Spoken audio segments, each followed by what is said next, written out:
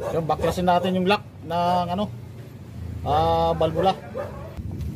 Ganito lang po magtanggal yan, no? Oh, tanggal ka agad.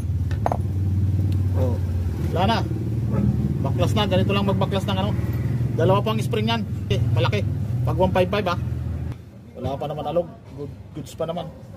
Pero palitan natin bagong ano, valve seal. Goods pa naman yung valve nya. Maganda pa. Yan, ganito lang, oh. Yan, pero kailangan sintro. Kasi pag hindi sintro, baka bumaluktot naman yung valvula.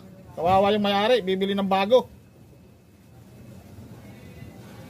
Kung mga baguhan, isintro nyo, yung magtatanggal ng ganito.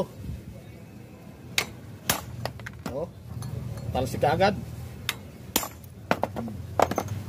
Diba, saglit lang. So, goods pa. Wala pang alog. Kaya hindi pa tayo magbabalit ng valve guide. Kasi minsan nagiging cost din ng pag-usok minsan. Hindi lang valve seal nasira, minsan yung valve guide may alog na pala, may kain na.